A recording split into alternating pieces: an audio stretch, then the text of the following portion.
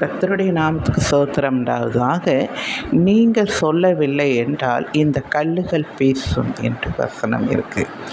சுவிசேஷம் சொல்லுவது நம்முடைய கடமை. அதாவது இயேசு கிறிஸ்துவை பற்றி, அவருடைய வழிமுறைகள், அவர் எதற்காக வந்தார் என்பதை நாம் சொல்லாவிட்டால் இந்த கல்லுகள் பேசும். அவர் நம்முடைய வாழ்க்கையில் எவ்வளோ அற்புதங்களை நம்முடைய வாழ்க்கையில் செய்திருக்கிறார். ஆனால் நாம் சாட்சி சொல்வதற்கு வெட்கப்படுகிறோம்.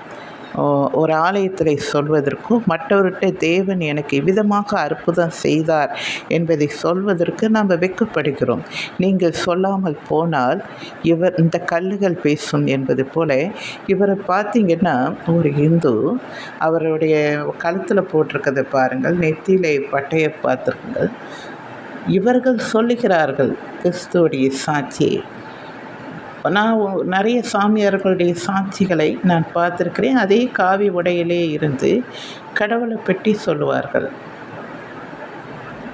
தேவனே மெய்யான தெய்வம் என்று. எவ்வளோ ஆச்சரியமாக இருக்குது பாருங்களேன். நாம் போய் சொல்வதற்கு வெட்கப்படுகிறோம், பயப்படுகிறோம். ஆண்டவர் சொல்லுகிறார், உங்கள் சரீரத்தையும் கொல்லுகிறவர்களுக்கு நீங்கள் பயப்பட வேண்டாம், உங்கள் ஆத்மாவையும் சரீரத்தையும் நரகத்திலே தள்ளுகிற தேவனுக்கு பயப்படுங்கள் என்று ஆண்டவர் சொல்லுகிறார். நாம் பயப்படுகிறோம். எங்கேயாவது சொன்னால் நம்மளை அடித்து விடுவார்கள், விரட்டி விடுவார்கள்.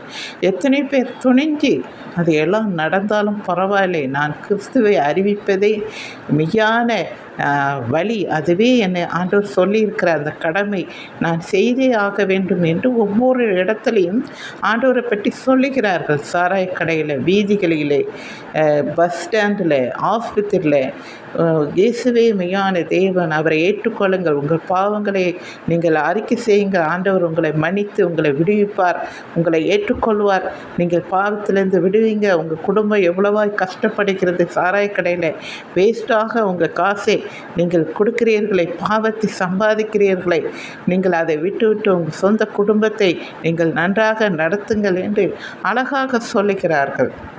எனக்கு அன்பானவர்களை, நாம் என்ன செய்கிறோம் யோசித்து பாருங்கள். நன்றி.